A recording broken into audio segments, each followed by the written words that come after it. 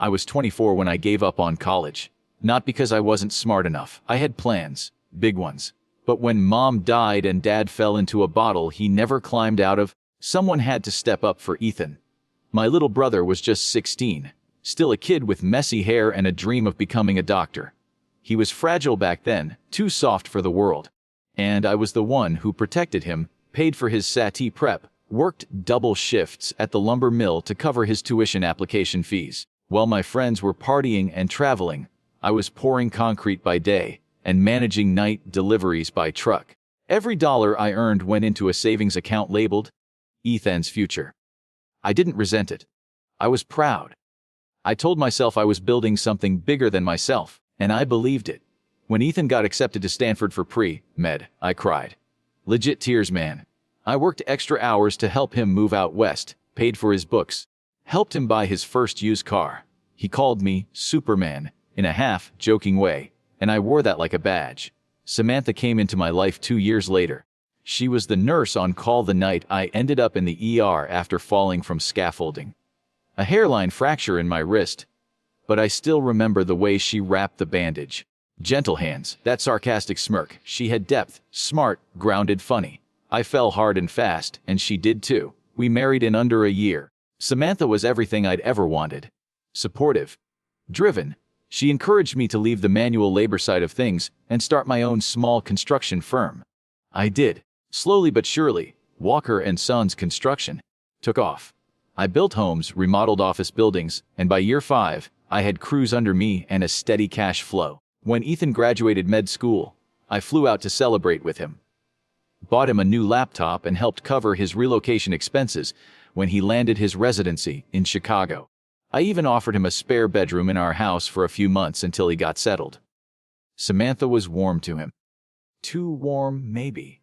But I didn't think much of it. She always treated family like gold. She cooked for him, asked about his shifts, even helped him pick out furniture for his new apartment. I was just happy to see him doing well. It made all the sacrifice worth it. But somewhere between then and now, between late-night takeout and wine on the patio, something shifted. I didn't want to believe it at first. I chalked it up to paranoia or stress, my mind playing tricks. But there were little things I couldn't unsee. I'd walk into a room and feel the air change. Hushed voices. Quick glances. They'd both laugh a little too hard at each other's jokes. She'd defend him over me in minor arguments. He stopped calling me bro, started calling me Aaron, and Samantha. She'd started pulling away. The touches were fewer. Her phone never left her side. She stayed late at work more often. Claimed to be exhausted. Work's just been a lot lately, she said. Still, I didn't want to be the guy who snooped through her phone. I believed in trust. I'd built my life around loyalty. But loyalty means nothing to people who were just using you the entire time. The final straw came on a quiet Sunday morning. Samantha was out, running errands. Ethan texted me by mistake, probably thinking he was messaging her. It was just one sentence. You still wearing that black thing from last night? Couldn't stop thinking about you this morning. My blood froze. It was like a blade slowly slid into my chest. Not enough to kill me outright, but enough to make every heartbeat agony. I didn't respond. Didn't throw anything. Didn't scream. I just sat there, staring at the text for 15 minutes, then opened the Notes app on my phone and wrote one sentence: get proof. Don't let emotion ruin the plan. Because if this betrayal was real, and everything I'd given had been for nothing, I wasn't going to lose like a victim. I was going to win like a goddamn storm. In the days after that text, I became someone else. Quiet. Observant. Calculating. I watched Samantha closely, noting how often she left her phone face down. How she suddenly cared about gym classes, after never once showing interest before. She started wearing perfume to run to Target. And her wardrobe had quietly shifted. Tighter, sleeker, newer. When I asked, she said she was trying to feel good about herself. Self-care, I nodded. Supportive husband, right? Inside, I was making a checklist, a timeline, a case. Ethan, for his part, was rarely around when I was. He'd stop by while I was at work, dropping off mail. Samantha said. One time I asked why the garage security camera hadn't recorded him entering or leaving.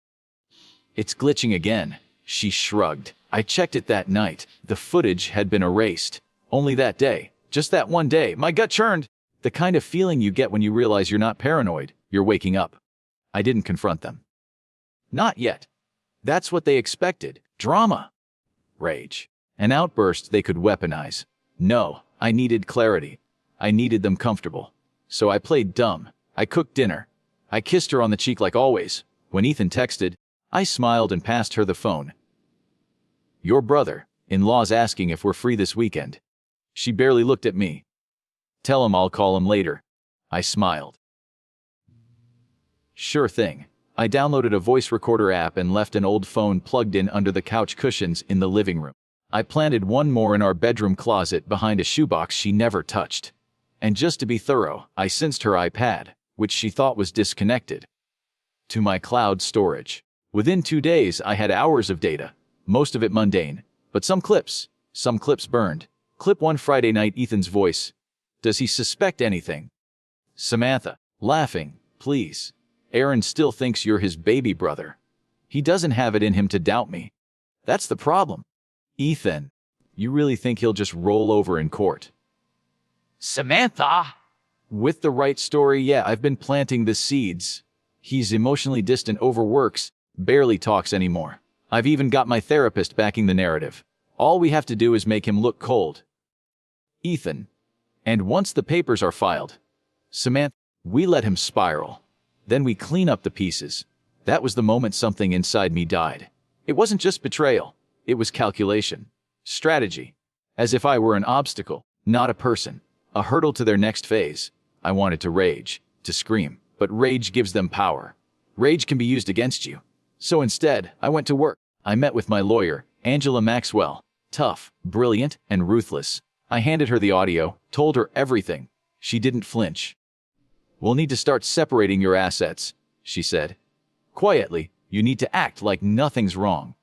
I can do that, I said. They want a show. Let's give them a stage. Angela helped me draft the foundation for a new LLC. One that would hold all the business assets in trust, far from Samantha's reach. She advised me to move the house's deed into a company-controlled portfolio. Nothing illegal. All above board. But with the right maneuvering, Samantha would be entitled to nothing. I also began pulling records, bank statements, work logs, text transcripts. Every piece of evidence I had went into a digital vault Angela controlled. We set up a contingency too. If anything happened to me, it would all go public, to the courts. To Samantha's employer, even to Ethan's hospital board. Angela looked at me over her glasses. You sure you want to go this far? I didn't blink. They're planning to burn me to the ground. She nodded. Then we build fireproof walls. At home, I started letting Samantha believe I was slipping. Came home late, said less. Played the part she needed me to be. The distracted, disinterested husband. She thought she was winning. I let her. She started seeing Ethan more often. I didn't ask questions. Just kissed her on the forehead when she left and said, "Be safe." The next day, I'd review security footage. GPS data. Their texts. Once, while she was in the shower, I opened her purse and found a bottle of cologne. Ethan's brand. She hadn't even bothered to hide it. I placed it back exactly where I found it and smiled. They thought I was broken. But I wasn't. I was collecting the pieces. Carefully. Quietly. Because when I hit back, it wouldn't just hurt. It would leave a scar. I once read that betrayal doesn't just break your heart. It rewires your soul. I used to think that was dramatic, until I lived it. The evidence piled up fast. Ethan and Samantha grew bolder, like predators convinced their prey was asleep. They went out together, for errands. He sent her songs titled things like Secret Love and No One Has to Know. I watched her lips curve into a private smile whenever his name popped up on her phone. They were sick with it. Addicted to the thrill of the hidden. The worst part?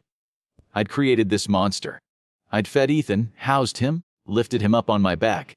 And he repaid me by laying down with my wife. He didn't just steal her body.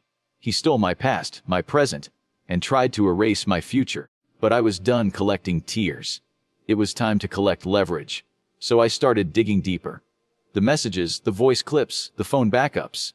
Those were just the surface. I wanted the rot at the core. What I found was darker than I expected. One evening, I accessed Ethan's shared cloud account.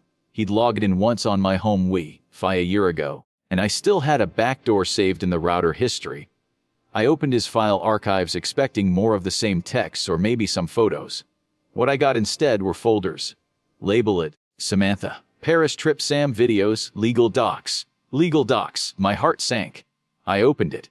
There were PDFs of consultations with a divorce attorney, one I'd never even heard of. The notes laid out a disturbing plan Samantha was preparing to accuse me of emotional cruelty, neglect, and volatile tendencies.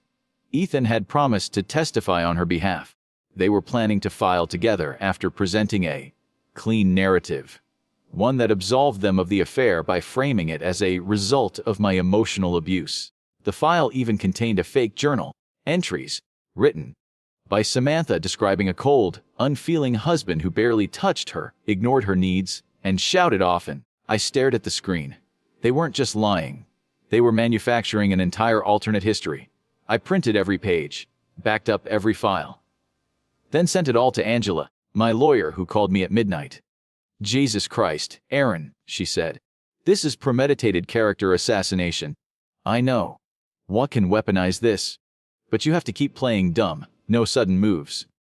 I took a long breath. I won't blink. Angela's voice was sharp. Then let's turn this from a divorce into a reckoning. The next few days I acted like nothing was wrong.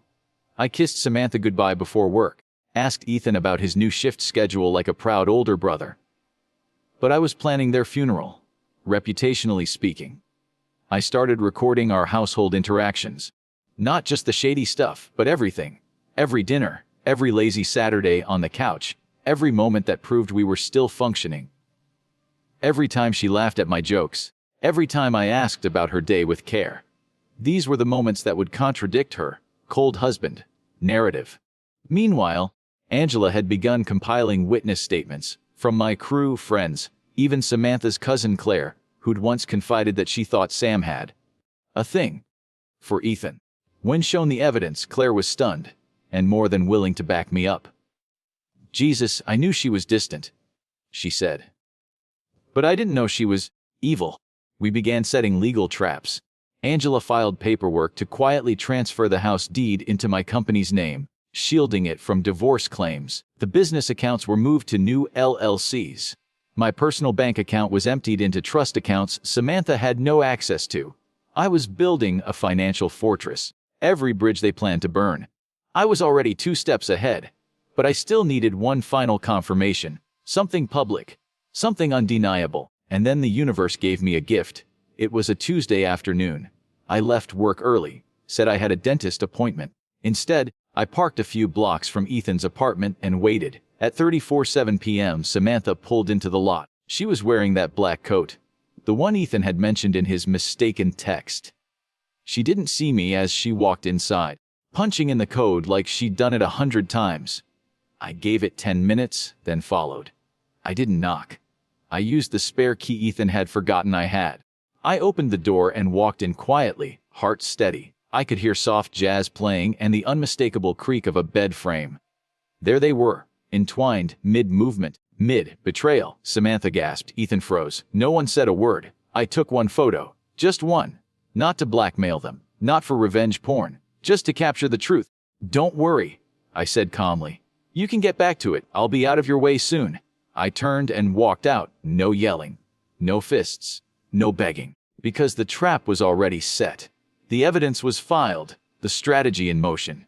Now all I had to do was pull the trigger.